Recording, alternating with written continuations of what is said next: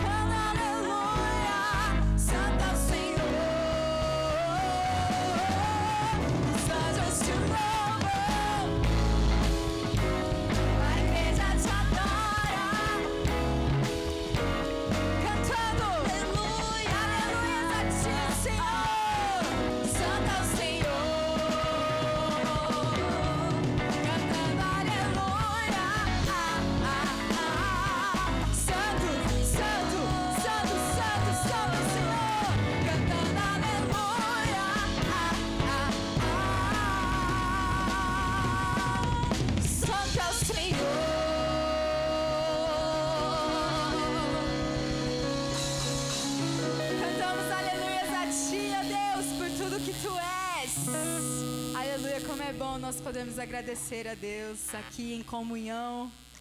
Como é bom nós estarmos aqui mais uma vez, mais um domingo, primeiro domingo. Domingo de ceia, primeiro domingo de abril. E até aqui o Senhor nos ajudou. E é por isso que nós temos tantos motivos para nos alegrarmos, para agradecer e para louvar ao Senhor com todo o nosso coração, amém? Então vamos louvar a Deus. Eu sou grato por tudo o que tenho, o tesouro maior deste mundo me foi dado como herança eterna. Maior prova de um amor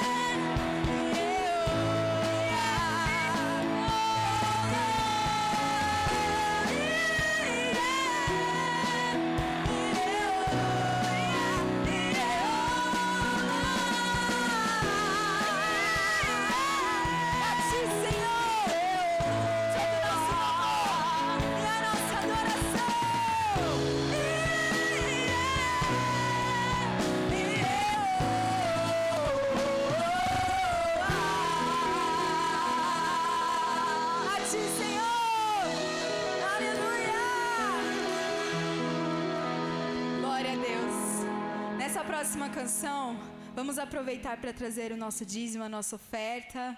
E também pensar aí no seu coração qual é o seu pedido de oração. Pensar no pedido de oração dos nossos irmãos, da nossa família. Aproveitar esse momento para orarmos uns pelos outros. Para orarmos uns pelas famílias dos outros. Feche seus olhos agora e vamos orar. Vou pedir para a irmã Sinira fazer essa oração. E você aí no seu lugar, não esqueça de tudo que o Senhor já tem feito por você e de tudo que Ele ainda pode fazer. Não se esqueça das promessas do Senhor, do amor dEle incondicional. Aleluias, vamos orar. Senhor Deus e Pai, aleluia. Nós te agradecemos, meu Deus, por esse privilégio, Pai, de estarmos aqui, Senhor Deus, na Tua casa, te louvando, engrandecendo o Teu santo nome, Pai amado. Obrigado, Deus. Te agradecendo, meu Deus, por tudo que Tu tens feito, Pai amado, aleluia. Sabemos, ó Pai, que Tu és o Deus que tem ouvido, Pai, a nossa oração, Pai, o nosso clamor diante de Ti. Tu és um Deus que nos conhece, Pai. Sabe, meu Deus, o que enfrentamos, ó Pai amado. Mas nós sabemos, ó Pai, que temos um Deus que podemos contar, um Deus que tudo vê, um Deus que contempla, Pai amado, que conhece o nosso coração, a nossa vida, Jesus. Obrigado, Deus, por tudo que o Senhor é em nossas vidas, por tudo que Tu tens feito. Abençoa, Pai, cada um que aqui está. Que o Senhor venha falar, Pai, nos nossos corações nessa noite, Pai amado, aleluia. Abençoa, Pai, aquele que vai te ofertar, que vai trazer sua oferta, o dízimo para a Tua casa, meu Deus. Obrigado, Deus, por suprir as nossas necessidades, por não deixar nada faltar, aleluia, por nos alegrar, Senhor Deus, até mesmo quando nos encontramos tristes, meu Deus, Tu és aquele Deus que nos levanta, que nos toma pela mão, aleluia, e nos dá vitória no tempo certo, Pai. Abençoa o Teu povo, Pai, abençoa esse culto e cada um que vai trazer a sua oferta. Que o Senhor venha abrir as portas do céu, Pai, nós te agradecemos em nome de Jesus. Amém.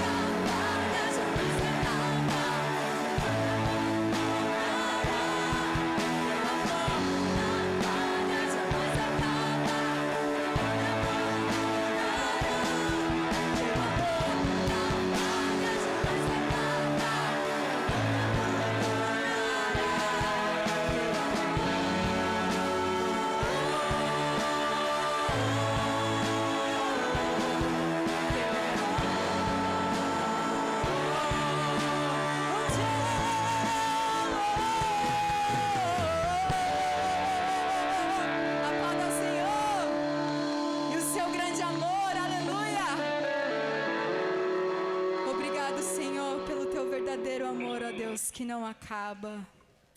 Obrigada, Deus, por esse amor que enche os nossos corações, ó Deus, que preenche, Pai, em nós tudo aquilo que nós sentimos falta. O Senhor vem e preenche da Tua presença, do Teu amor, ó Pai. E nós sabemos que não precisamos de mais nada quando estamos contigo, Senhor. O Senhor é o Deus que faz o impossível acontecer quando nós não vemos mais jeito. Quando nós nos sentimos sozinhos, o Senhor é Deus presente. O Senhor é Deus que está perto. O Senhor é Deus que está acompanhando cada passo, Senhor, da nossa caminhada. O Senhor é o Deus que sonhou com cada um de nós e tem planos para cada um de nós. Em todo tempo, o Senhor está. Em todo lugar, o Senhor está. E o Senhor é tão grande para se importar conosco, mas mesmo assim o Senhor cuida de nós, mesmo sem merecer, Senhor, mesmo não sendo nada, o Senhor não nos abandona. Obrigada, Deus. Diga palavras de gratidão ao Senhor, porque Ele nunca te abandonou. Diga palavras de gratidão ao Senhor, porque Ele escuta a sua oração. Ele cuida da sua casa, da sua família. Ele te levanta. Ele te fortalece. Quantas situações você já passou, coisas que você nem imaginava, mas o Senhor te ajudou a superar, a passar, a atravessar. Obrigada, Jesus. O Senhor é tão maravilhoso, tão poderoso. O Senhor nos constrange com tanto amor, ó Deus. Obrigado, Pai. No início eras a palavra, com Deus Altíssimo.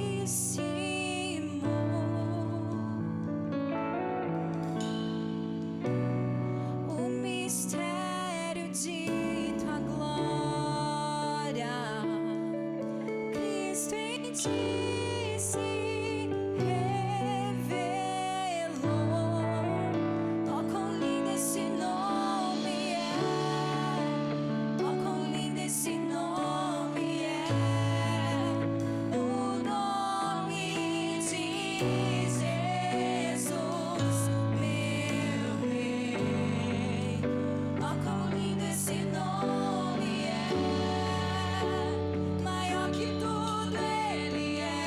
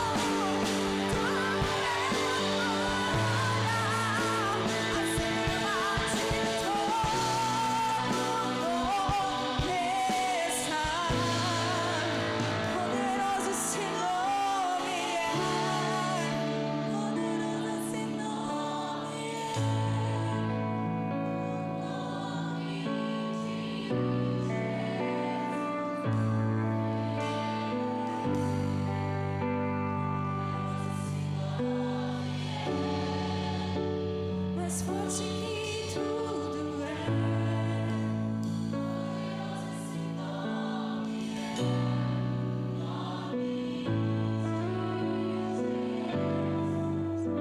Poderoso esse nome é, nome de Jesus.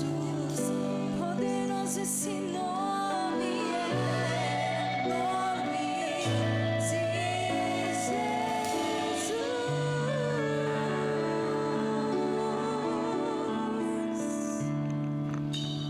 Aleluias. Glória a Deus, irmãos. Podemos assentar. Quero cumprimentar vocês e agradecer a vocês a presença, poder estar aqui hoje. Realmente é um privilégio dos céus. É algo maravilhoso. E nesse primeiro instante eu gostaria de orar junto com vocês. Eu entendo que o nosso Deus é um Deus poderoso, um Deus abençoador, um Deus que tem nos buscado, tem nos encontrado, tem nos maravilhado, porque o nome dele é poderoso. Oremos. Querido Deus, nós louvamos a Ti. Tua graça realmente tem nos sustentado, ó Pai. O Senhor tem estado conosco nos momentos mais difíceis, mas também estar conosco agora, neste momento de deleite espiritual, onde nós podemos ouvir a Tua palavra. Obrigado, Senhor. Fala conosco nessa noite, em nome de Jesus. Amém. Amém. Como é gostoso quando nós cantamos um cântico e nós vemos nele uma inspiração divina, né? Algo que nos impulsiona a cantar e que por si próprio nos faz entender, eu preciso me envolver com esse Deus poderoso, esse Deus que a Ele pertence toda a glória, toda a honra.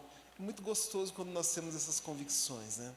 Hoje eu quero, antes de começar a nossa reflexão, eu quero começar te fazendo uma pergunta, mas eu gostaria que você de imediato respondesse para você mesmo. Não sei como foi com vocês o momento em que Jesus encontrou vocês, como foi o momento da sua conversão, mas eu me lembro que comigo aconteceu em uma manhã de terça-feira. Era uma manhã de verão, era muito bonita, haviam vários jovens no lugar.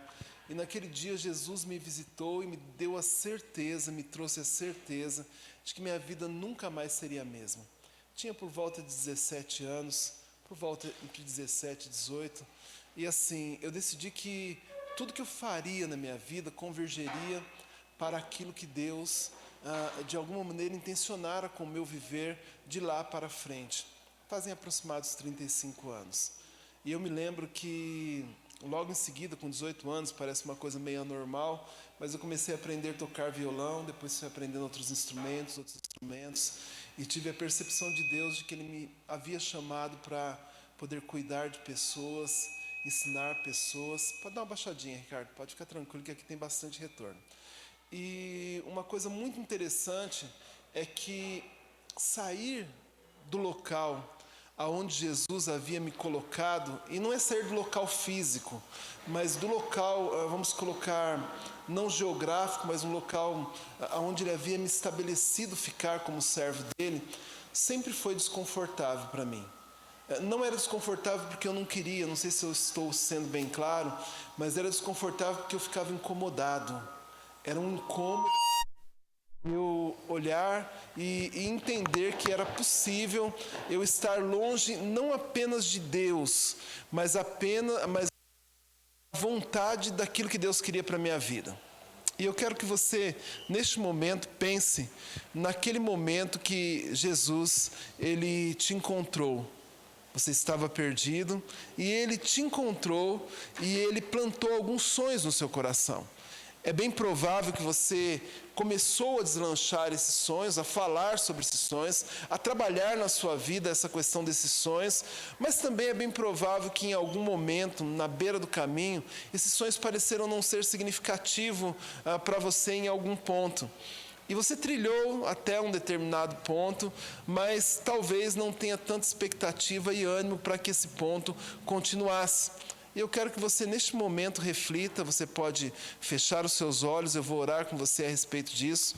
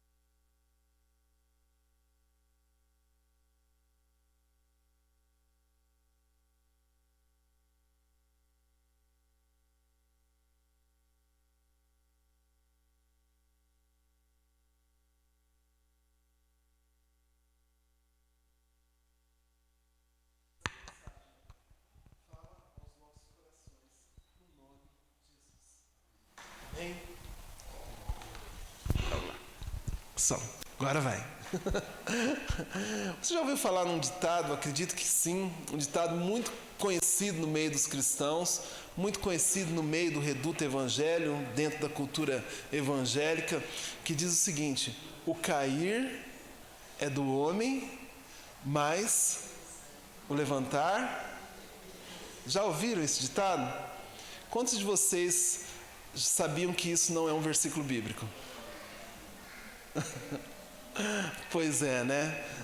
Às vezes a gente fala assim, conforme está escrito na Bíblia, o cair é do homem, mas o levantar é de Deus, né? E é igual aquele, a 2000 chegará e de 2000 não passará, e alguns outros, tipo assim, não vem pelo amor, vem pela dor. São alguns ditados que permeiam dentro do nosso meio e tem uma quantidade, uma conduta de verdade em si, alguns deles, mas que não são bíblicos, mas que falam com a gente de alguma forma, mas que é preciso se analisar o que é que diz a respeito disso, ou quando se diz a respeito desse ditado, o que as pessoas querem dizer.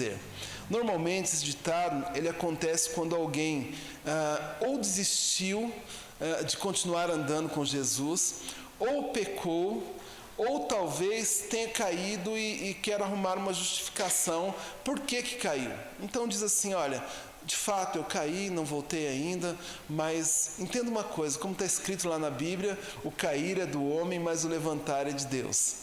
E a realidade é que não está escrito lá na Bíblia.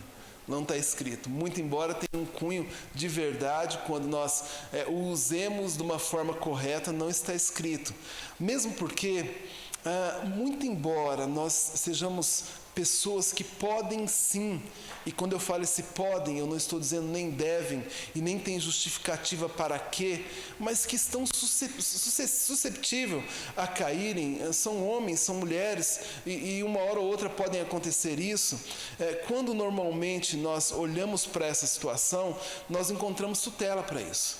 Mas o fato é que eu e você, em hipótese alguma, e nenhum homem na face da terra foi criado para a queda. Nós não fomos criados para cair. E quando eu falo cair, eu não estou dizendo do crente que se desviou do caminho de Jesus, que agora não quer saber mais de igreja.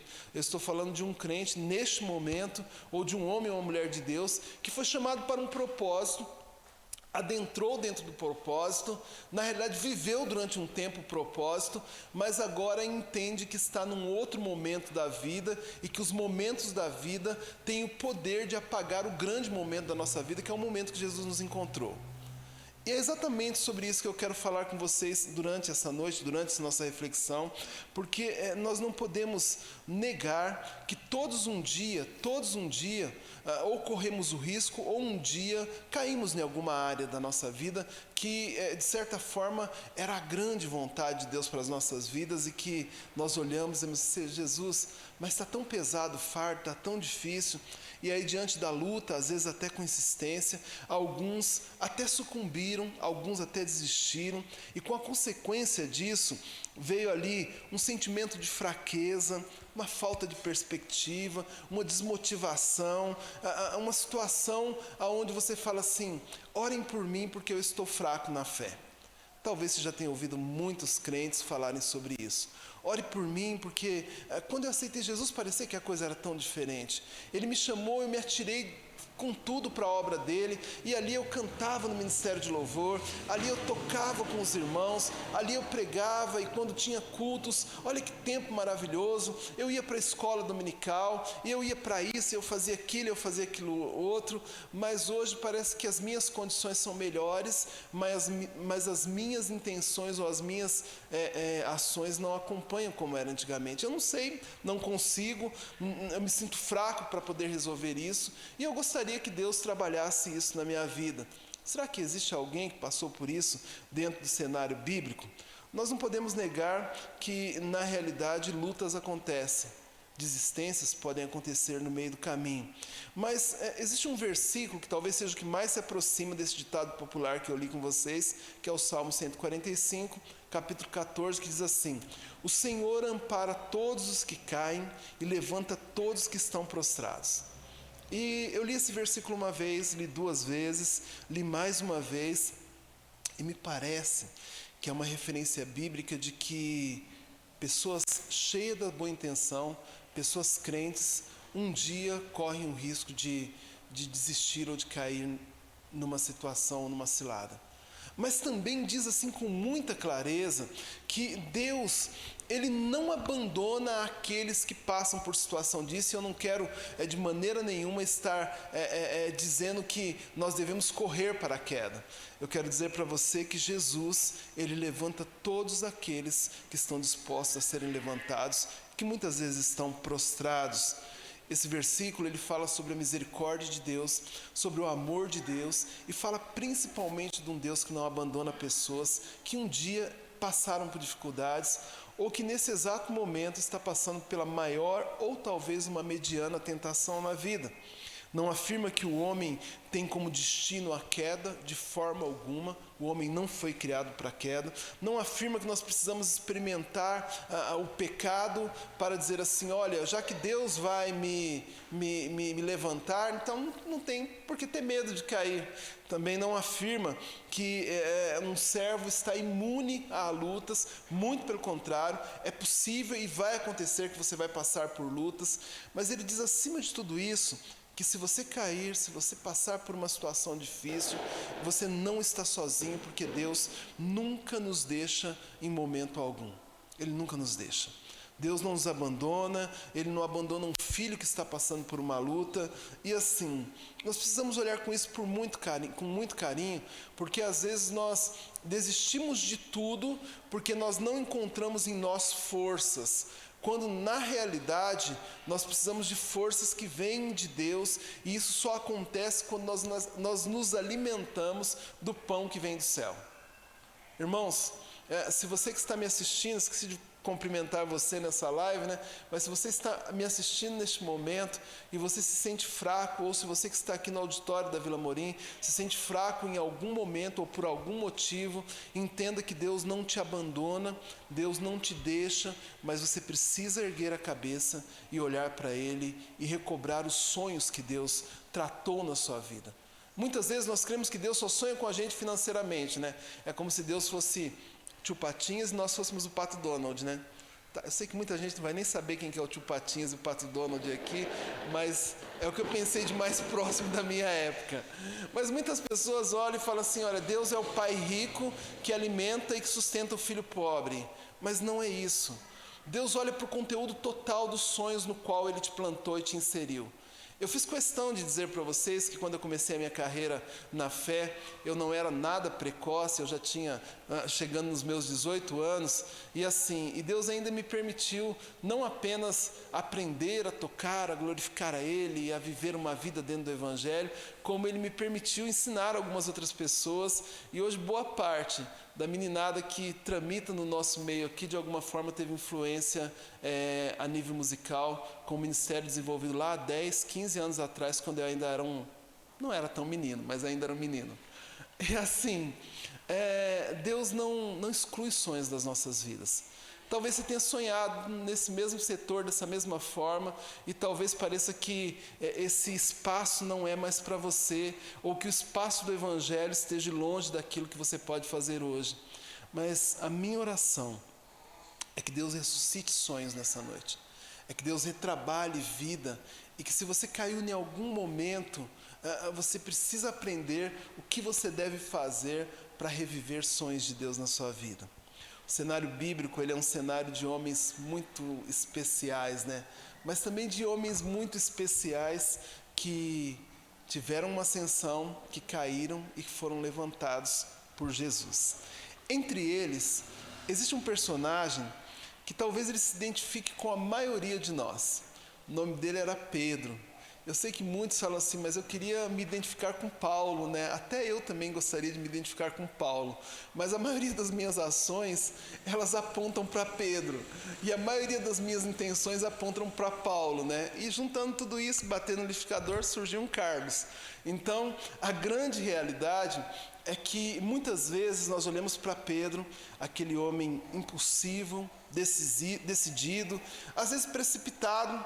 Era um homem assim muito, vamos colocar, muito jogado a querer fazer as coisas na hora, muito determinado. Aquele homem tem muitas coisas que parecem com aquilo que nós praticamos. Eu diria que Pedro era um diamante escondido dentro de uma pedra bruta. Era mais ou menos isso. Alguém muito precioso, cujo apenas Deus conseguia enxergá-lo. E às vezes você é realmente esse diamante escondido numa pedra bruta. Talvez você esteja relutante nesse momento, falando, Jesus, não fala, porque eu sei que eu tenho sonhos, isso me machuca quando toca, mesmo porque parece que eu não quero, ou se eu quero eu não consigo, mas pode ser que você seja, nessa noite, esse diamante dentro de uma pedra bruta, que apenas Deus está enxergando e você sabe que está aí dentro. Pedro nasceu em Betsaida, era filho de João, era irmão de André, morava em Cafarnaum. E o interessante de Pedro é que ele tinha um pequeno negócio de pesca, em sociedade com teu irmão, provavelmente, e também com Zebedeu, que também trabalhava nessa área. E o interessante maior ainda é que ele era casado, ele tinha uma vida, ele estava com tudo bem descrito. Se você observar, lá em 1 Coríntios 9, versículo 5, depois da conversão dele, ele saía, ele andava com a mulher, ele aliás levava ela para as missões de vida dele. Se você observar em Mateus 8, 14 e 11, você vai observar que ele era um homem de família. Jesus foi na casa dele e vamos colocar assim, curou a sogra dele. Era um homem que olhava para a família de uma maneira muito especial e ele já estava com a vida bem definida.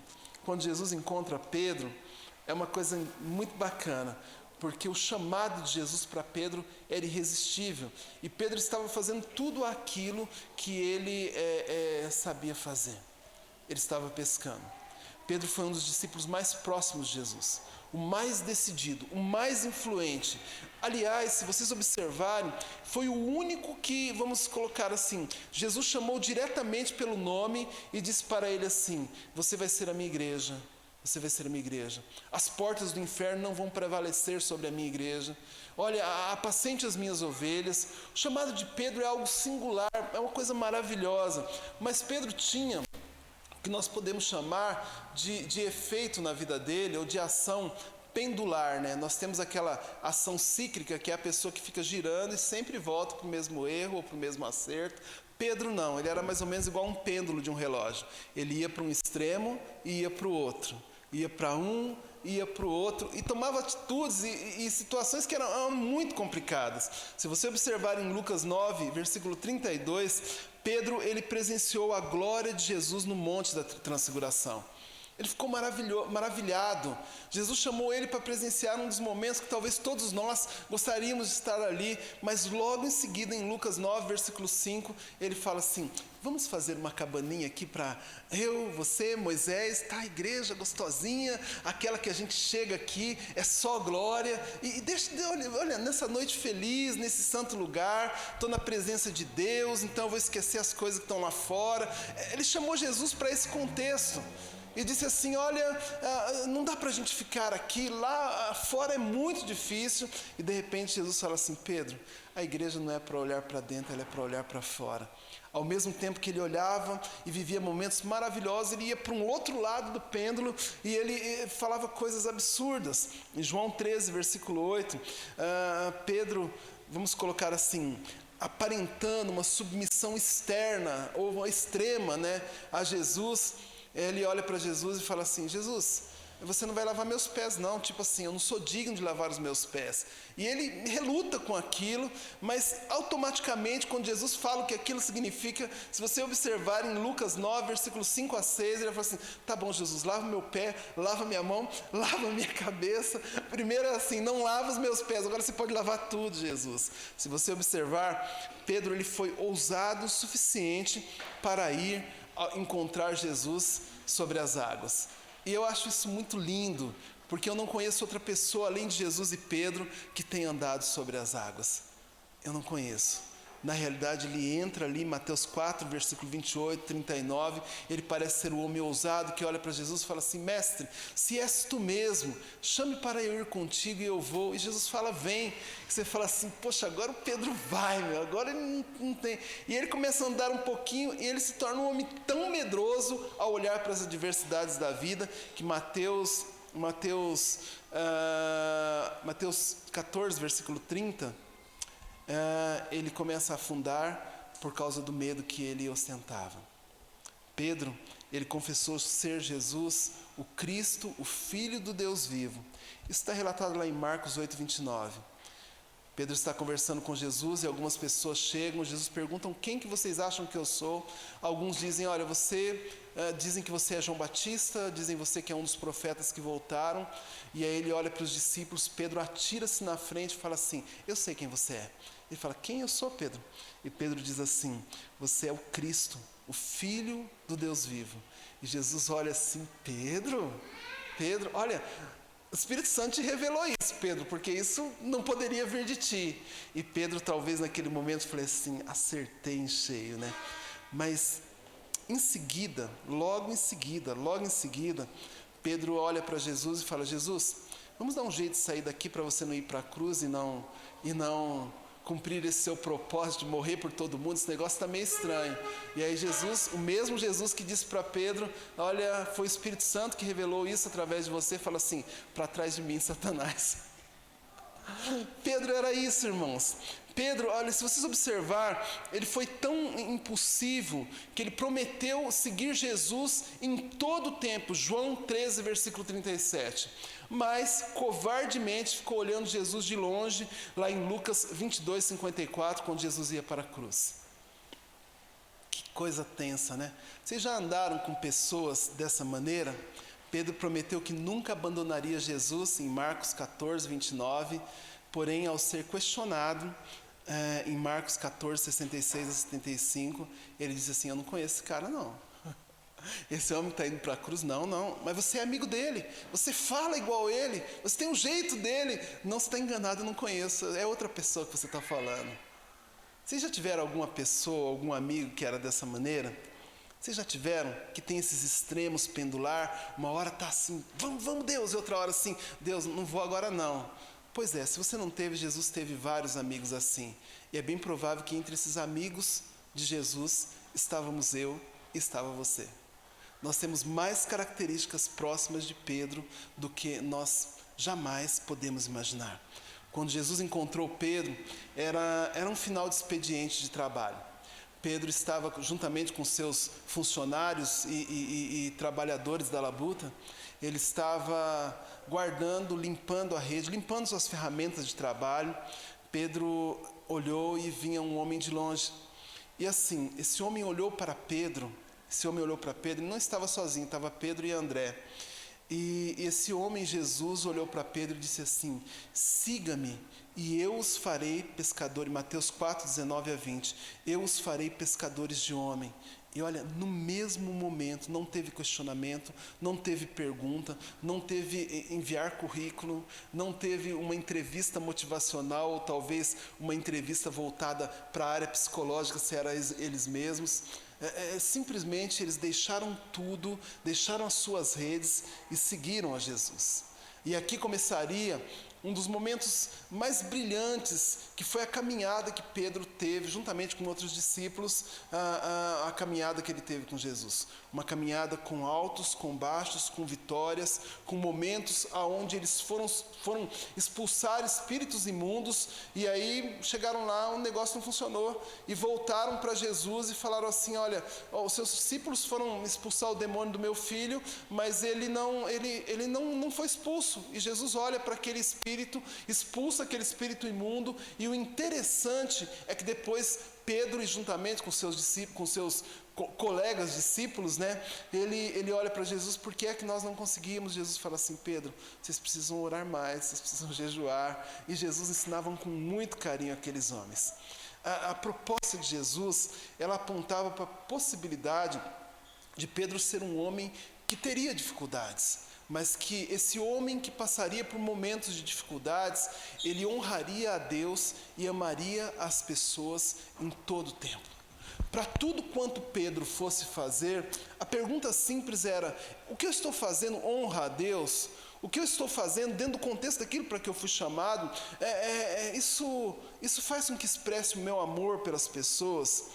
E agora, diante daquela situação, deixando as suas redes, deixando os seus barcos, você vai observar que o antigo Simão era um homem inconstante, ele se tornaria Cefas, agora o Pedro, ou a pedra, como significa o nome Cefas em grego. E o interessante do meio de toda essa situação é que dentro dessa pedra foi fundado toda a questão apostólica, que é a questão da igreja que nós conhecemos hoje. Nós somos igrejas com um fundamento cristão apostólico, e no meio de tudo isso tem um Pedro ali. Um homem com dificuldades, com inconstâncias, mas que Jesus olhava para aquele homem e entendia que era possível aquele homem amar a Deus, honrando com toda a sua vida e amar pessoas.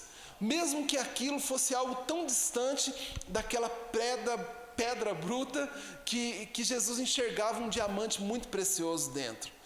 E eu gostaria, irmãos, que você procurasse aí dentro de você, porque provavelmente, em algum momento, Jesus te mostrou que havia um diamante muito, muito precioso. Após todos os eventos que nós citamos, após o chamado, a aceitação, os vacilos, a dedicação e também as negações, né? Ele negou Jesus. Após tudo isso, Jesus morre e Jesus se apresentaria para Pedro e seus discípulos não apenas uma vez. Esse ponto que nós vamos tratar hoje já é a terceira vez que ele estaria aparecendo. E assim, João 21, de 1 a 19, nos mostra um momento que mudaria para sempre a vida de Pedro, talvez até maior do que o primeiro, quando Jesus o chama. O texto diz no versículo 1 o seguinte: depois disso Jesus apareceu novamente aos seus discípulos, à margem do mar de Tiberíades. Foi assim, estavam juntos Pedro, Simão, Tomé, chamado Dídimo, Natanael de Caná, da Galiléia, os filhos de Zebedeu e 2 outros discípulos. Vou pescar, disse-lhe Simão Pedro, e eles disseram: nós vamos com você. Ele era uma voz de liderança, irmãos. Eles foram, entraram no barco, mas naquela noite não pegaram nada. Ao amanhecer, Jesus estava na praia, mas os discípulos não o reconheceram. Ele lhes perguntou: filhos, vocês têm algo para comer? Não, responderam eles. Ele disse: lancem a rede do lado direito do barco e vocês encontrarão. Eles lançaram e não conseguiram recolher a rede, tal era a quantidade de peixe. Parecia que isso já era normal na vida deles. Eles já tinham vivido isso antes. Os discípulos a quem Jesus amava, o discípulo a quem Jesus amava, disse a Pedro: é o Senhor. Simão Pedro, ouvindo dizer isso, vestiu a capa, pois a havia tirado, e lançou-se no mar. Os outros discípulos vieram no barco, arrastando a rede cheia de peixe, pois estava apenas a cerca de 90 metros da praia. Quando desembarcaram, viram ali uma fogueira, peixes sobre a brasa e um pouco de pão. Parecia que eles já tinham vivido isso. Disse-lhe Jesus: tragam-me alguns peixes que acabaram de pescar. Parecia que eles já tinham vivido isso. Simão Pedro entrou no barco e arrastou a rede para a praia. Ela estava cheia, tinha 153 grandes peixes. Parecia que eles já tinham vivido isso. Embora houvesse tantos peixes, a rede não se rompeu. Isso era algo que já tinha acontecido na vida deles. Jesus disse: venham comer. E nenhum dos discípulos tinha coragem de lhe perguntar: quem és tu? Pois sabiam que era o Senhor. Nem Pedro teve coragem, irmãos. Pedro é muito corajoso, mas Jesus pega ele ali praticamente com as calças na canela, em vez de fazer na obra, pescando e tomando banho de lago, né? Tomando banho de praia. E assim, eles não tinham coragem de perguntar. Jesus aproximou-se e tomou o pão e deu a eles, fazendo o mesmo com o peixe. Jesus já tinha feito isso. Essa foi a terceira vez que Jesus apareceu aos seus discípulos depois que ressuscitou dos mortos. Depois de comerem, Jesus perguntou a Simão Pedro. Agora é um diálogo. Ele está perguntando apenas a Pedro: Simão, filho de João, você me ama realmente mais do que esses? Disse ele: sim, Senhor, tu sabes que eu te amo. Jesus disse para ele: cuida dos meus cordeiros. Novamente Jesus disse: Simão, filho de João, você realmente me ama? Ele respondeu: sim, Senhor, tu sabes que eu amo. Disse Jesus então: pastorei as minhas ovelhas. Pela terceira vez ele disse: Simão, filho de João, você me ama? Pedro ficou magoado por Jesus ter perguntado pela terceira vez: você me ama? E lhe disse: Senhor, tu sabes todas as coisas e sabe que eu te amo. Disse-lhe Jesus: cuide das minhas ovelhas. Digo-lhe a verdade, Pedro, quando você era mais jovem, vestia-se e ia para onde queria, mas quando for velho, estenderá as mãos e outra pessoa o vestirá e o levará para onde você não deseja ir. Então disse isso para indicar o tipo de morte com a qual Pedro iria glorificar a Deus. E novamente, agora pela última vez, Jesus disse: siga-me, siga-me. Eu gostaria de fazer uma pausa aqui para uma breve reflexão e perguntar para você: se você um dia conhecesse uma pessoa, seja ela um pastor, um amigo, que te mostrou o reino de Deus e te dissesse assim: olha, é um lugar onde vai ser muito bom, você vai estar com Jesus, vai estar com o Pai, mas de repente houvesse uma opressão na questão religiosa aqui dentro do nosso país, e essa pessoa fosse morta por causa disso, e agora, por algum motivo, ela está aparecendo para você e fala para você assim: continua a obra que me arrancou a vida, ou que me levou preso, ou que me fez sofrer. Qual que era, ou qual que seria a sua reação diante disso? Porque talvez Pedro seja o retrato de todos aqueles que conheceram Jesus, que seguiram Jesus, que andaram com Jesus, mas que agora estão servindo Jesus do jeito deles. Já ouviram essa frase em algum lugar? É incomum para vocês? Eu estou servindo Jesus, mas eu tenho o meu jeito de crer em Deus. Eu tenho o meu jeito de servir Jesus. Era exatamente isso que Pedro estava vivendo.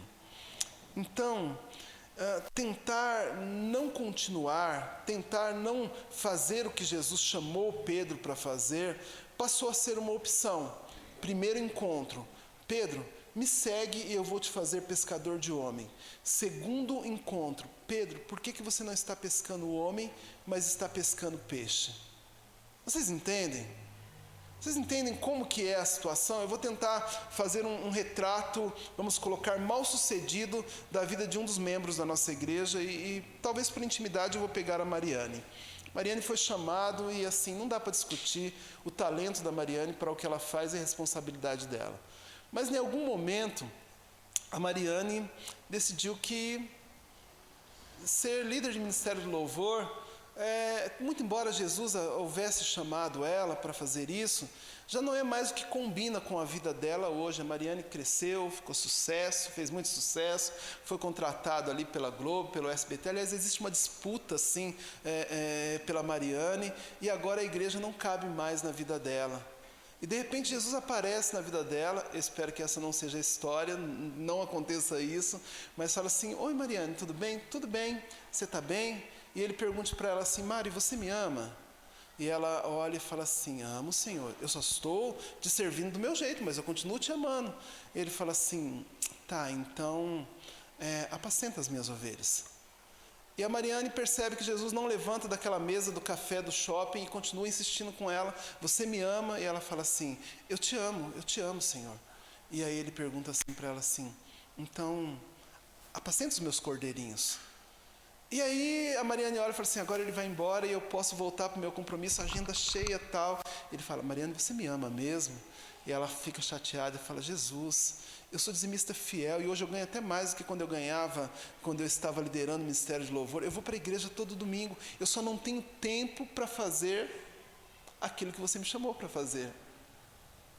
Aí ela cai na real e fala assim: pera lá, ele não me chamou para o sucesso, ele me chamou para apacentar as ovelhas dele, ele me chamou para uma missão. E o que ele está perguntando não é apenas se eu amo ele está perguntando se eu estou falando aquilo que ele mandou que eu fizesse. Porque afinal de contas, o próprio Jesus disse que aquele que tem os mandamentos dele e o ama, aquele que tem os mandamentos dele e o guarda, é esse quem o ama. Então ele está dizendo também para Pedro: Pedro, olha, a sua fala está falando algo, mas ela não está comunicando algo, porque o teu amor por mim não é expresso além da sua boca. E não adianta ficar chateado, Pedrão. Não adianta, porque a grande realidade é que sai algo da tua boca, o teu amor está muito latente, mas as suas obras não condizem com a sua fala. É mais ou menos isso que ele está dizendo. E assim, irmãos, a pergunta de Jesus, talvez para nós hoje, no momento pós-pandêmico, em que muitos ainda estão decidindo se vão engatar uma segunda e pegar no tranco, é a seguinte, irmãos: olha, você me ama? Porque aquele que realmente ama, por mais que esteja sem forças, sem coragem, com dificuldade, sabe que Jesus não abandona o que cai em meio às lutas. E essa é a primeira verdade que eu quero tratar com vocês nessa noite. Você pode estar com dificuldades, você pode ter passado por momentos difíceis, mas saber que nesses momentos, o que vai fazer você se impulsionar a continuar, mesmo que esse sonho esteja distante, é entender que Jesus nunca, de forma alguma, abandona alguém que cai no meio de uma luta. Eu sei que nós, como crentes, olhamos e falamos assim: olha, caiu, olha, foi um responsável. Muitas vezes nós falamos o que não devemos, o que não é coisa para a boca de crente, mas Jesus não. Ele nunca abandona aquele que andou com ele, que em meio às lutas, por algum motivo que talvez não nos caiba tratar aqui, ele de uma certa forma caiu ou teve problema. E você já parou para refletir sobre isso? Não é apenas refletir para a vida de uma pessoa que você diz assim: poxa vida, ela precisava ouvir isso. Mas refletir para a história da sua vida, para a escolha que você tomou, para as escolhas que te levaram aonde você está, e principalmente por não responder à escolha que Jesus tomou. E aí Jesus olha para a gente, eu acho muito bacana, porque Jesus ele não nos rotula pelas nossas falhas, muito pelo contrário, ele enxerga possibilidade nas nossas vidas e nos dá nome pelas possibilidades. Ele não chama Pedro de Simão, ele chama Pedro para ser pedra. Ele enxerga possibilidade. Neste momento que você vai observar Jesus falando com Pedro, ele está tratando ele como: eu acredito que você ainda é uma pedra, que dentro desse homenzão aí, você esconde um grande diamante. Era mais ou menos isso, irmãos. E assim, eu quero que Deus estabeleça um princípio e desenhe isso muito claro nas paredes do seu coração. Você é um diamante que talvez esteja aparentando uma pedra bruta, mas Jesus não abandona aquele que cai nos momentos de lutas ou de dificuldades. Quando nós rotulamos as pessoas, isso é muito comum dentro do contexto evangélico ou dentro do contexto religioso. Normalmente nós tiramos dela toda a possibilidade de um recomeço. E olha, eu vou dizer para você, isso não combina com o evangelho, porque o evangelho é um princípio para recomeços, é um lugar de consolo, é um lugar onde nós podemos confiar que ali há um ambiente de segurança para alavancar e começar de novo aquilo que Jesus sonhou para as nossas vidas. E muito embora não seja, esse seria o grande papel e desafiador papel da igreja, porque isso expressa a vida de alguém que honra a Deus e que ama pessoas, e que porque ama pessoas, acredita que as pessoas não têm rótulo por aquilo que elas fizeram, mas sim por aquilo que elas podem fazer. Isso tem que estar muito claro nas nossas mentes. E assim, irmãos, eu não quero justificar com isso nenhum tipo de erro e nem dizer para você que você pode errar tranquilo, que Jesus está esperando com uma muleta para poder dar para você continuar andando. Não é isso que eu quero dizer. Eu quero dizer que se você neste momento se encontra fragilizado e aquilo que um dia lá você sonhou e que você gastou horas, de repente ali tratando e falando agora vai Jesus, ainda não está morto. E se está morto para você, talvez para Jesus não está morto. E ainda ele te chama de pedra e não apenas de Simão. Aqui nós podemos encontrar algumas lições da vida que eu acho bem interessante. Primeiro, o nosso passado sempre vai ser uma tentação para o nosso presente e sempre vai ser uma ameaça para o nosso futuro. Ou seja, o que nós fizemos no passado vai tentar minar as nossas forças no presente. É mais ou menos assim, olha, no passado, lá atrás, quando eu não era crente, eu era um bom pescador e eu gastava todo o meu tempo pescando e de certa forma um dia pegava, outro dia não pegava, mas eu vivia disso. E agora que Jesus não está andando tão presente comigo, agora que eu estou distante da igreja por causa de um período de pandemia, então eu percebi que eu posso fazer uma transição na minha vida e posso servir Deus do meu jeito, na minha casa, da maneira que eu quero. Aliás, pastor, eu estou servindo até mais do que eu servia antes, porque na segunda-feira eu ouço o pastor X, na terça eu ouço o Y, na quarta e na quinta o Z, e no domingo, para minha igreja não me deixar para trás, nem para você ficar muito chateado, eu assisto a live e hoje eu estou muito mais crente do que antigamente, né? E assim, eu não quero criticar você, nós providenciamos e creio que Deus proveu esse sistema de comunicação, mas eu acredito que seja a hora de você perguntar para Deus, Deus, onde estão os sonhos que nós sonhamos juntos? Porque eu quero viver esse sonho com intensidade. Isso é importante para mim. Aquilo que um dia chamou a sua atenção não pode tirar o teu foco quanto àquilo que Jesus lhe chamou para fazer. E é interessante enxergar que Pedro, ele era capaz de morrer por Jesus. Mas quando Jesus estava longe, então simplesmente ele morreu sozinho, né? Ele não quis saber mais de Jesus. E quando o mestre não estava mais perto dele, ele simplesmente voltou a fazer aquilo que ele sabia, que era ser pescador. E assim, isso é muito sério. Aquilo poderia ter sido um sonho finalizado, a virada de uma página, e era o que estava acontecendo. Só que Jesus não permitiu que isso acontecesse, porque Jesus não abandona uma pessoa que está em meio a lutas. O texto de João 21:4 diz que ao amanhecer Jesus estava na praia, mas os discípulos não o reconheceram. Ele lhe perguntou: filhos, vocês têm algo para comer? E eles responderam: não. Parece uma coincidência, mas às vezes nós nos distanciamos. E todas as vezes, porque Jesus fala conosco, irmãos, Ele fala conosco, que vem na nossa mente Jesus dizendo assim: Carlos, Maria, Pedro, João, onde você está? Você vai dizer assim: eu estou crente, eu estou servindo Deus da minha forma, ou do meu jeito. E aí, Ele pergunta assim: você tem alguma coisa que esteja te alimentando? E você vai dizer assim: não. Você tem alguns peixes aí e tal? Você tem alguma coisa para comer? De alguma forma você se sustentando pela palavra de Deus? Não. Nós tentamos fazer o certo do nosso modo, nós tentamos voltar para trás e ainda recuperar aquilo que nós conseguimos fazer.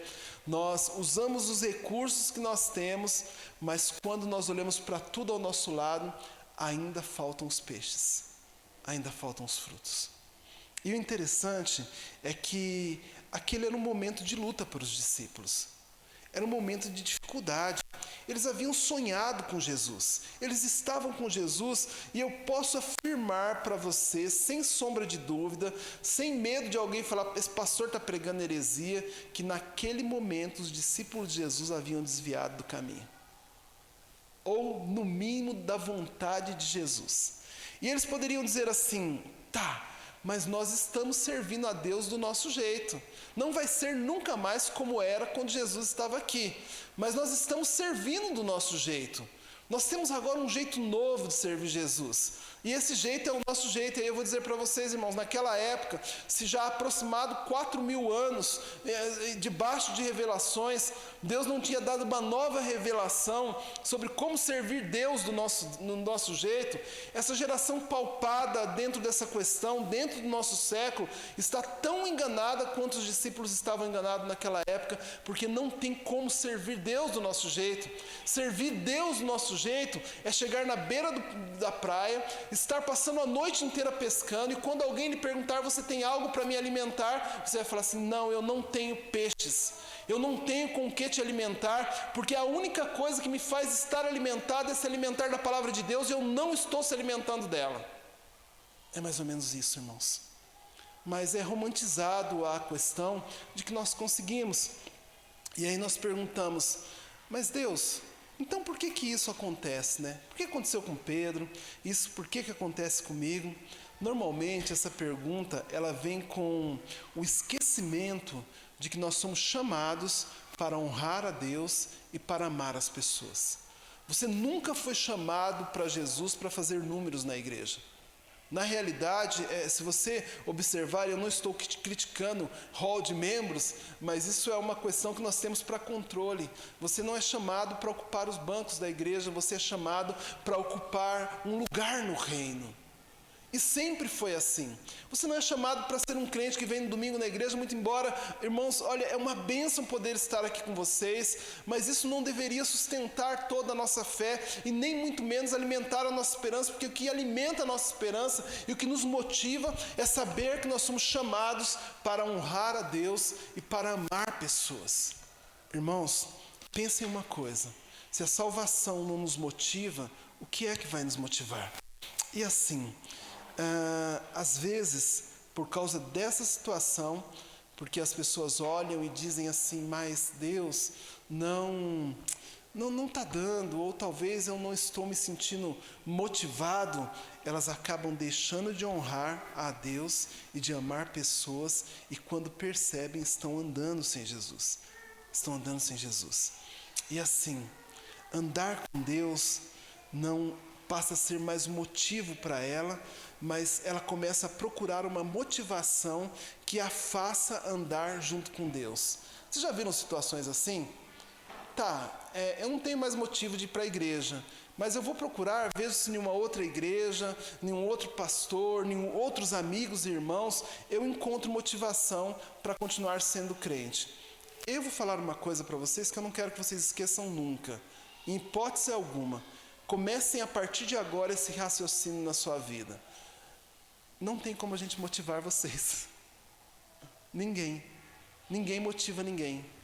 Porque se um crente não consegue se motivar pelo sacrifício de Jesus, pela salvação eterna, por honrar Deus e amar pessoas, irmãos, o que eu vou falar que pode motivar uma pessoa?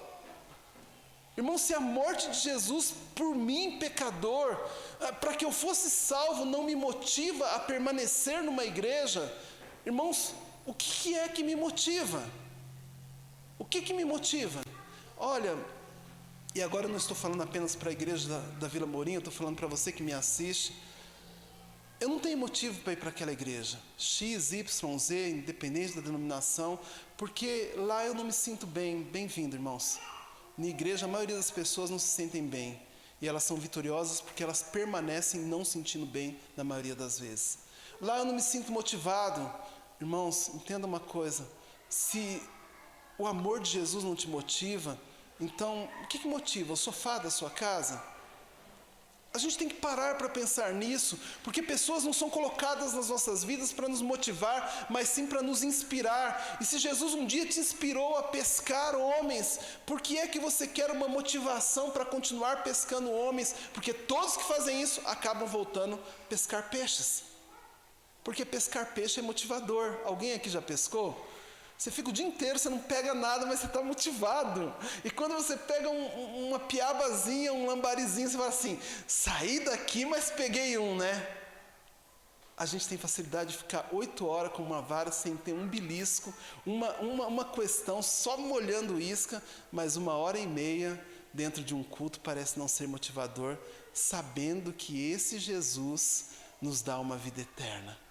Se a vida eterna não nos motiva, se honrar a Deus e amar pessoas não nos motiva, o que pode motivar um cidadão desse?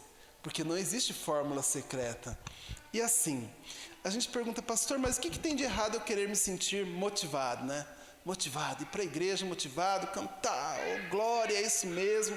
Não haveria nada errado se andar com Jesus e ser a igreja de Jesus já não fosse a motivação.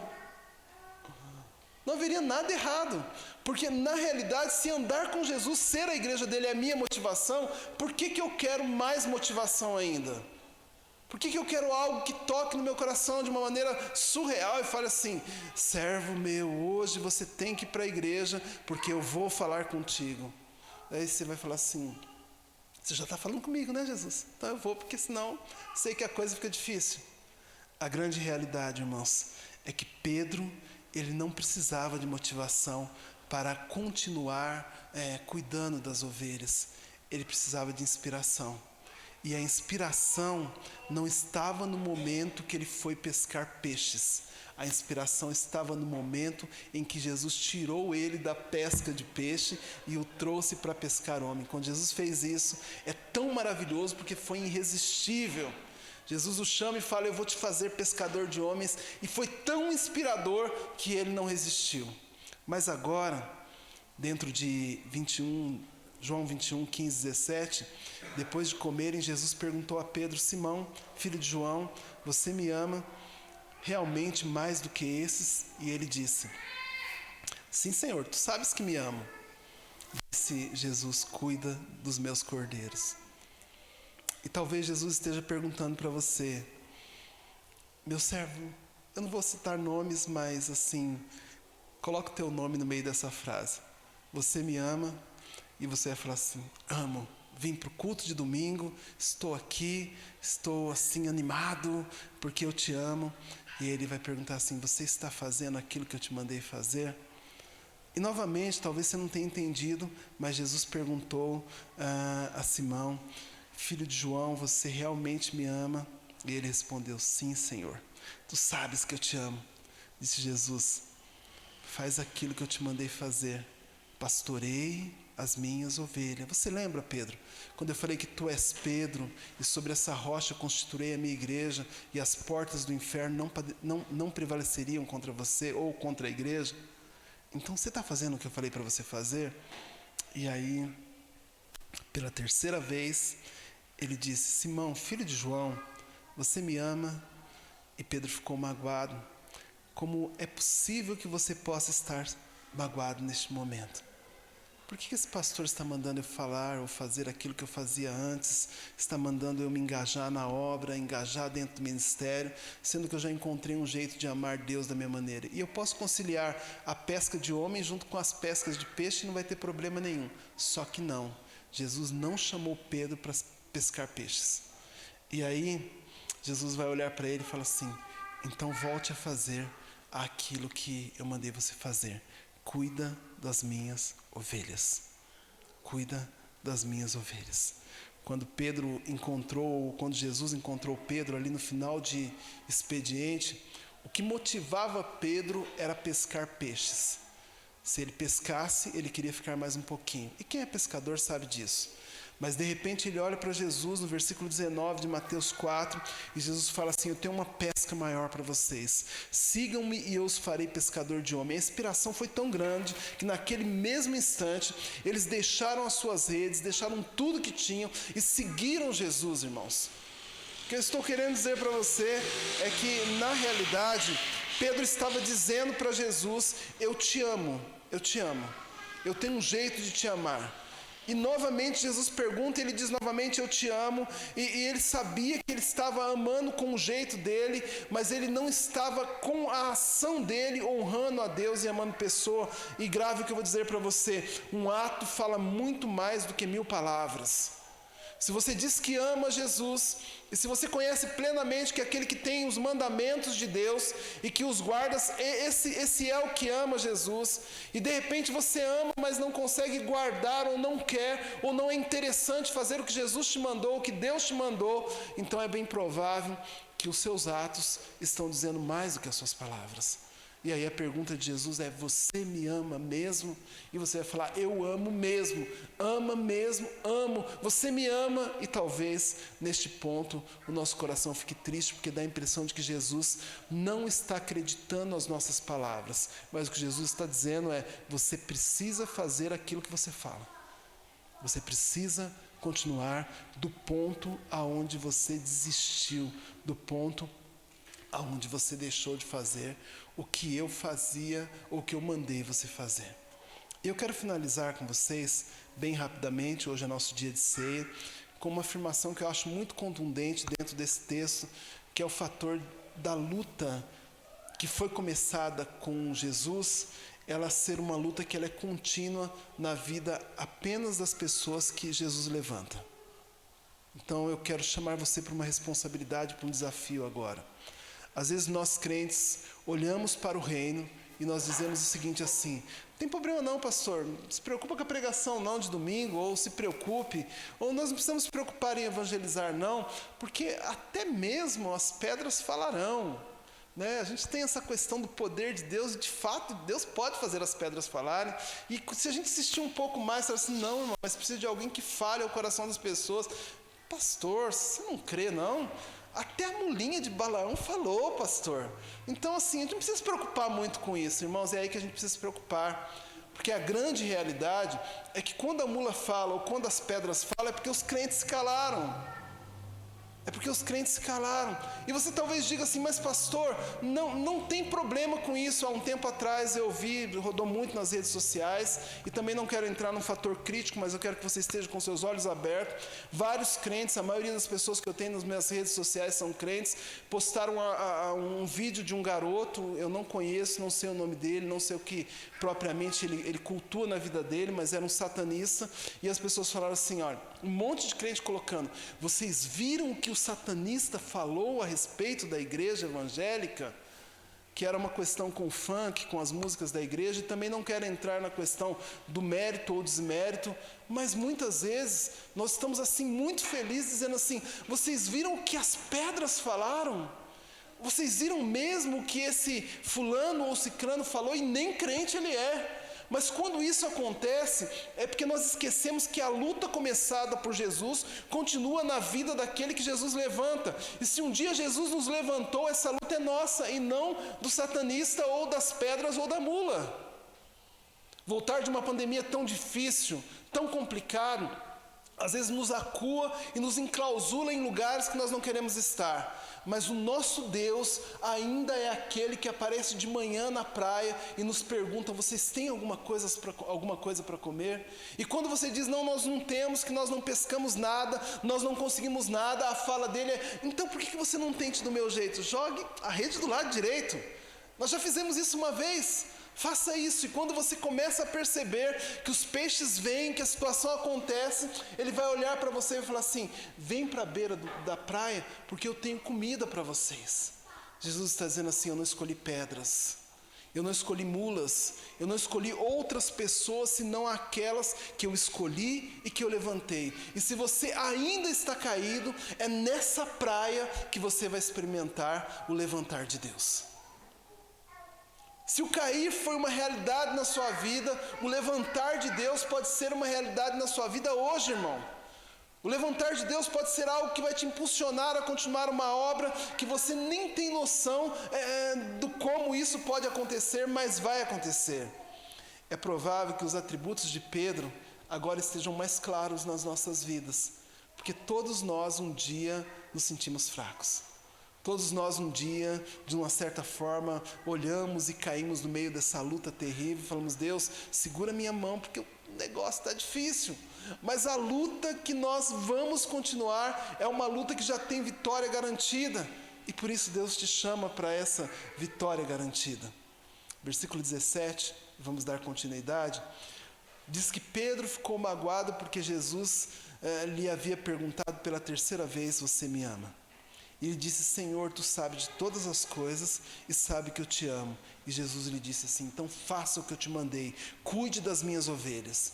Digo-lhe a verdade, quando você era mais jovem, Pedro, você vestia-se da inconstância, ou melhor dizendo, você ia para onde você queria, mas quando você for velho, quando você amadurecer, quando for exigido de você, você estenderá as mãos e outra pessoa o vestirá e o levará para onde você não deseja ir. E aqui Jesus está falando da morte de Pedro.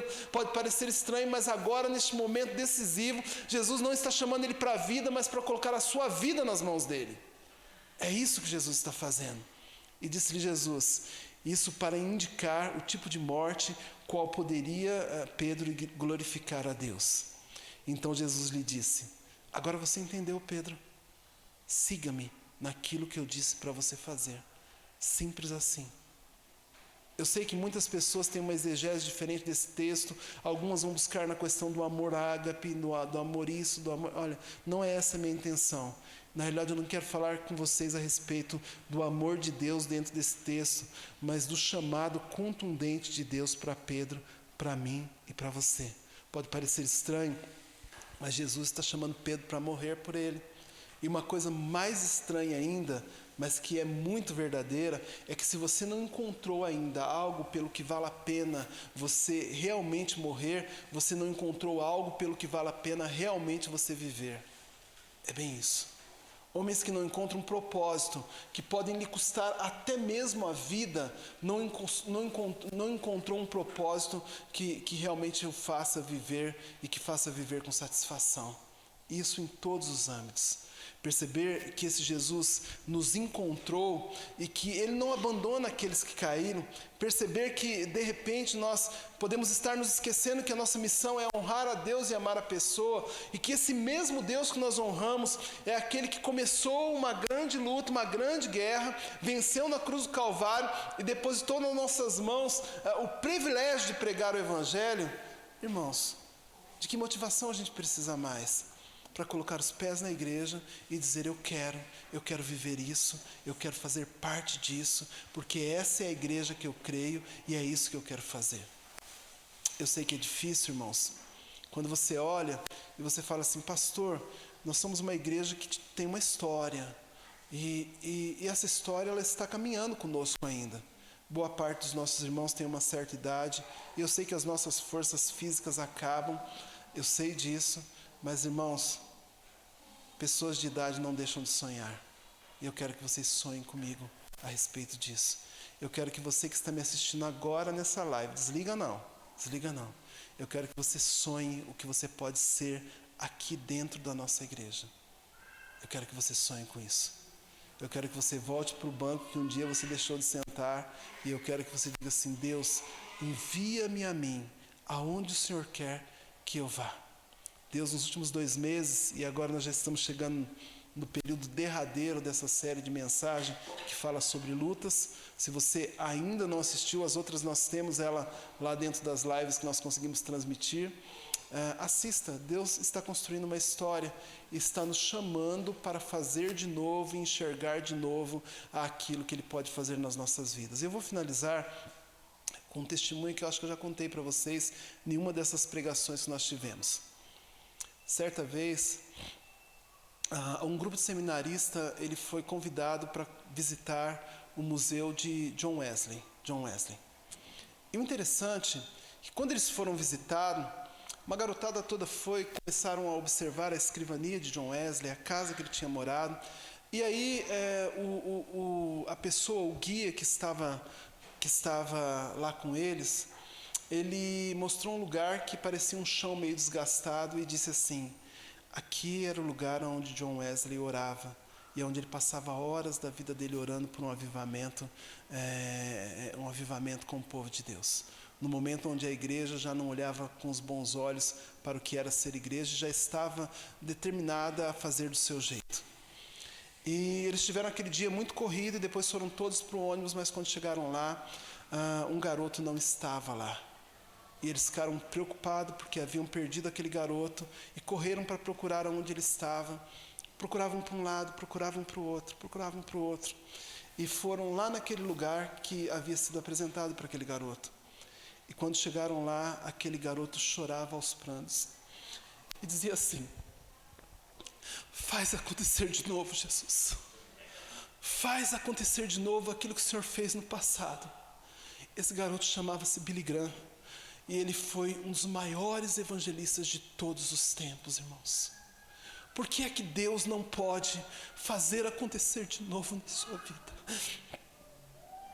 Por que Deus não pode tocar de uma maneira tão poderosa que Ele olhe para você e diz: olha, você realmente me ama? E por que você não pode dizer para Ele: Jesus, olha, eu não sei mais, mas eu quero que o Senhor pegue-me pelos braços e faz acontecer de novo. Faz acontecer de novo. Faz acontecer de novo. Senhor, que Teu Espírito Santo toque sobre a Tua igreja e faça acontecer de novo, ó Pai. Que a igreja da Vila Morim, que teve homens e mulheres tão valorosos na sua obra, ó Pai, e que experimentaram de joelho no chão, ó Pai, muitas vezes a manifestação do Teu Espírito Santo, e que agora, ó Pai, sequer presenciam um culto de oração, possam olhar para Ti e possam dizer: faz acontecer de novo, ó Pai. Ó Deus, toque na vida dos meus irmãos e com carinho tão especial, mostre o que nós devemos fazer quando perdemos o foco daquilo que nos focava tanto naquela época. Daquele momento que o Senhor nos chamou e falou assim: olha, eu vou deixar vocês serem pescadores de homens. Faz acontecer de novo, Senhor. No nome de Jesus. Amém. Vou chamar o irmão Cláudio e a irmã Emília. Eu quero compartilhar com vocês a ceia do Senhor. A ceia do Senhor. A ceia do Senhor é um privilégio da igreja cristã. E eu sei que é um privilégio para mim e para você. Desculpem, eu realmente fico emocionado quando eu compartilho da palavra de Deus. E nos textos de 2 Coríntios 11, versículo 28, Paulo olha para a igreja e ele diz assim: examine-se, pois, o homem a si mesmo, e assim coma deste pão e beba desse cálice. Porque o que come e bebe indignamente, come e bebe para a sua própria condenação, não discernindo o corpo do Senhor. Eu quero convidar você para uma breve oração neste momento, onde nós vamos estar comendo e bebendo do sangue de Jesus. Amém?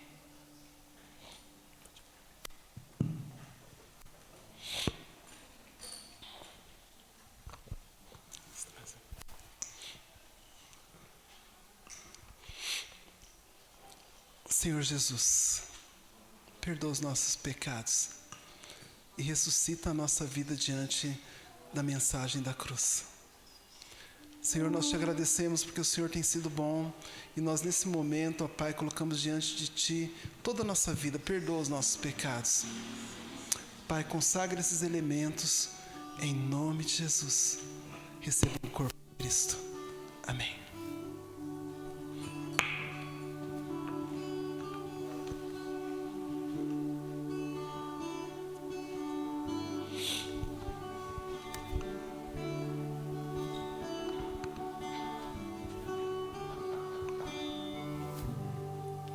Ele não tinha qualquer beleza ou majestade para nos atrair. Nada havia em sua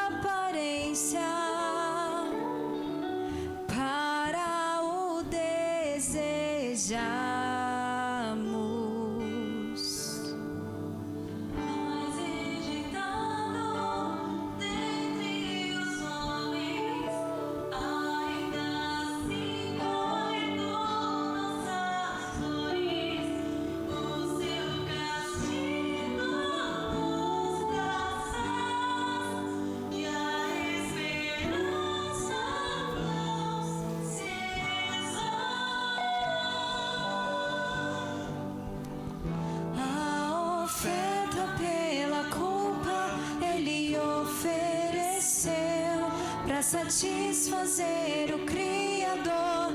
Ele morreu para que a sua luz em nós pudesse brilhar. O Filho do amor se entregou em nosso lugar.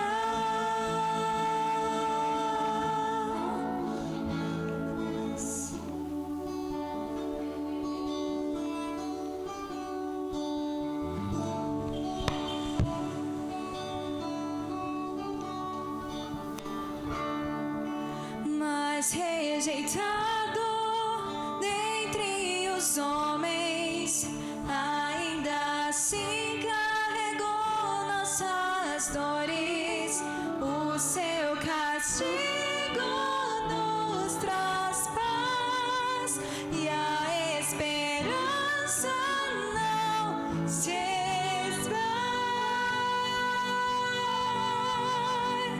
A oferta pela culpa ele ofereceu para satisfazer o Criador. Ele morreu para que a sua luz em nós pudesse brilhar.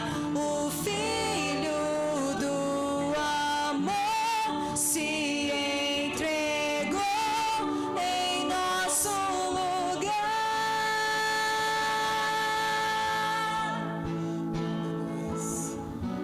Glórias a Deus. 1 Coríntios 11, 23 diz o seguinte: porque eu recebi do Senhor o que também vos ensinei, que o Senhor Jesus, na noite em que foi traído, tomou o pão e, tendo dado graças, o partiu e disse: tomai, comei, isso é o meu corpo que é partido por vocês. Fazei isso em memória de mim. Comamos todos.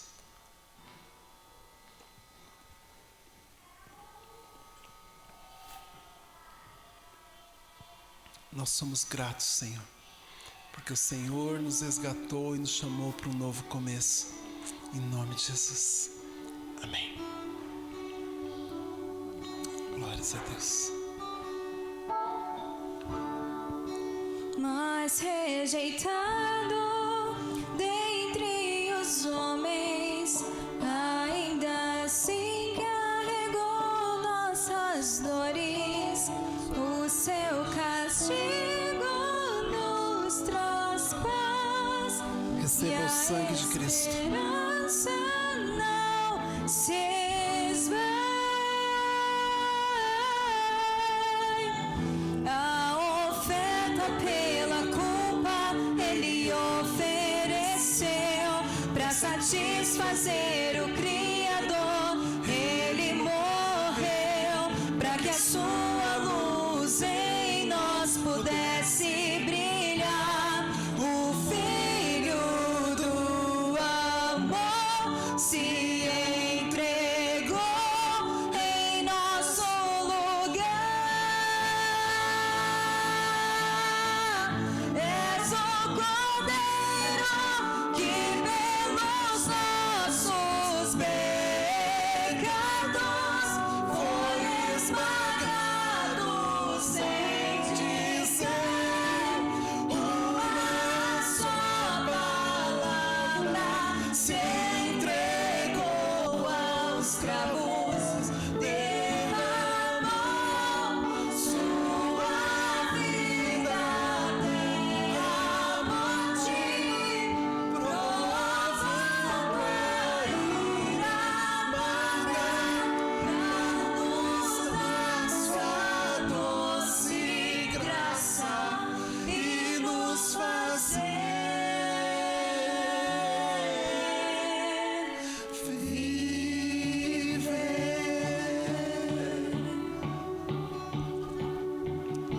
Aleluia, Deus. Glórias ao seu nome, Jesus. Glórias ao teu reino, Pai.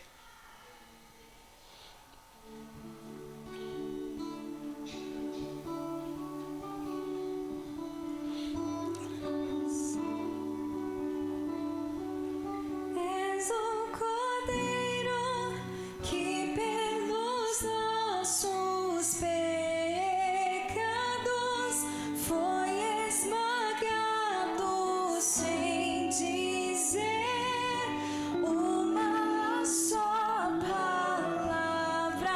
se entregou aos cravos, derramou sua vida até a morte, provando a ira amarga pra nos dar sua doce graça e nos fazer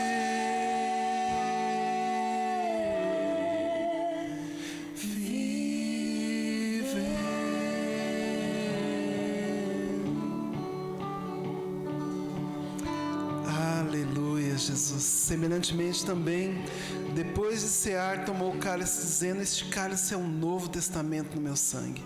Fazei isso todas as vezes que beberdes em memória de mim. Porque todas as vezes que comerdes deste pão e beberdes desse cálice, anunciais a morte do Senhor até que o venha. Bebamos todos. Erga sua mão. Que o seu Deus venha tocar na sua vida nessa noite. E que o Senhor te abençoe e te guarde. Faça resplandecer sobre ti o teu rosto. Tenha misericórdia de ti e te dê a paz. Em nome de Jesus. Amém. Deus te abençoe.